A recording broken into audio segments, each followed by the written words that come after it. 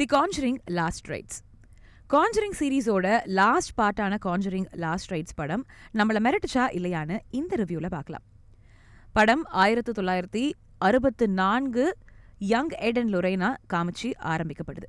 அதில் முழு மாத கர்ப்பிணியா லொரைன் இருக்காங்க. அண்ட் எட் அண்ட் லொரைன் ஒரு பாரநார்மல் இன்வெஸ்டிகேஷனில் இருக்கப்போ அங்கே ஏற்படுற ஒரு அசம்பாவிதத்தால் லொரைனுக்கு பிரசவ வலி ஏற்பட்டு அவங்க அவசரமாக அந்த இடத்த விட்டு ஹாஸ்பிட்டலுக்கு போக, ஹாஸ்பிட்டல் வரைக்கும் தன்னை ஒரு அமானுஷ்யம் துரத்தி வர்றத உணர்ற லொரைனுக்கு குழந்தை இறந்தே பிறக்குது.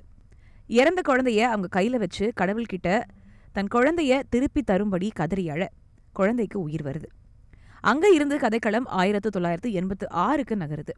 ஆஸ் யூஷுவல் எல்லா கான்ஜரிங் சீரீஸ்லையும் இருக்க மாதிரி இங்கே பென்சில்வேனியாவில் இருக்க ஒரு குடும்பம் பல பேரநார்மல் ஆக்டிவிட்டீஸை சந்திக்குது.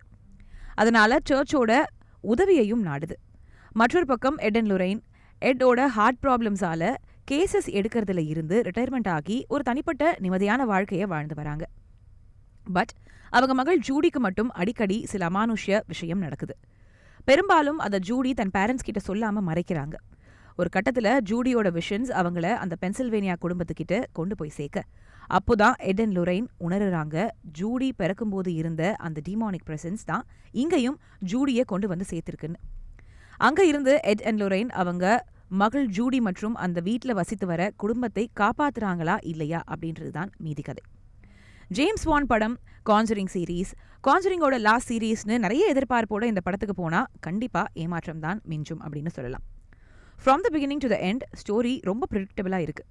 எல்லா ஆக்டர்ஸும் அவங்க ரோல்ஸை நல்லா பண்ணி இருந்தாலும் கதைக்கு இன்னும் அழுத்தம் கொடுத்துருக்கலாம் அப்படின்னு ஃபீல் ஆகுது. படத்தில் டீமன் அண்ட் கோஸ்ட் அப்பியரன்சஸ் ரொம்பவே கம்மின்னு சொல்லலாம். And jump scares are not scary at all. காமிக்கப்படுற டீமன் ஃபேஸஸ் கூட கொஞ்சம் ஃபன்னியாக இருக்குன்னு சொல்லலாம். இட் படத்தில் வர மாதிரி ஒரு ஜோக்கர் ஃபேஸோடையே இருக்குன்னு சொல்லலாம். மேபி முன்னாடி படங்களை பார்த்து நிறைய எதிர்பார்ப்போடு போனதால் இந்த டிசப்பாயின்மெண்ட் இருக்கலாமோ அப்படின்னு தோணுது. கதையில் காட்டப்படுற ஜூடியை பொசஸ் பண்ணுற அந்த மெயின் டீமனுக்கு ஒரு பேக் ஸ்டோரி கண்டிப்பாக தேவைப்படுது. ஆனால் இந்த படத்தில் அது கொடுக்கல. இது பேஸ்ட் ஆன் ட்ரூ ஸ்டோரி அப்படின்றதுனால டைரக்டரால் நிறைய அடிஷன்ஸ் பண்ண முடியலையோ அப்படின்னு தோணுது.